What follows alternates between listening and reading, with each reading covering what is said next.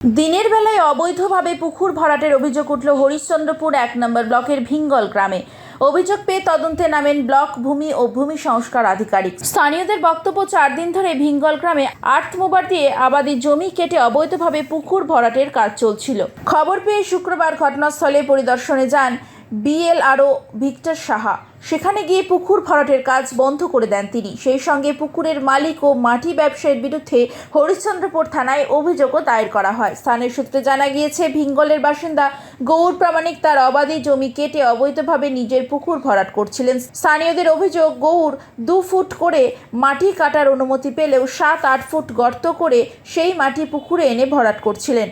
ভূমি দপ্তরের কর্তারা গ্রামে যেতেই গা ঢাকা দিয়েছে গৌর। মাটি ব্যবসায়ী চঞ্চল রক্ষিত বলেন, আমাদের কাছে 5 ফুট গর্ত করে মাটি কাটার অনুমতি রয়েছে।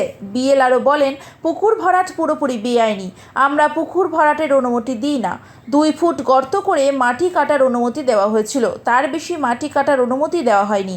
অবৈধভাবে পুকুর ভরাটের অভিযোগে গৌর ও চঞ্চলের বিরুদ্ধে হরিশ্চন্দ্রপুর থানায় লিখিত অভিযোগ দায়ের করা হয়েছে। মাটি কাটা হচ্ছে এখানে 13 ফিট 14 ফিট করে মাটি কাটা হচ্ছে। 14 ফিট না, কত ফিট করে? ডাউন ছিল আগে। হ্যাঁ, ডাউন ছিল ওর কাটা ওটা। বলছি যে ডিসিআর কাটিয়েছিলেন? হ্যাঁ, ডিসিআর আছে। ডিসিআরে কত ফিট উল্লেখ করা আছে? DCR 5 fit. 5 ফিট? বিএলআরও বলেছে 5 ফিট কাটতে হবে, বা কোনো আধিকারিক বলেছে যে 5 ফিট? নিয়ম তো 2 ফিটের আছে। না না, ডিসিআর 5 ফিট করেই করা। কতদিন ধরে কাটছিলেন এইভাবে মাটি? কতদিন থেকে কাটবো? এই তো কাল পরশু থেকে লাগাইছি গাড়ি। অন্যদিকে আবার পুকুর ভরাট হচ্ছে।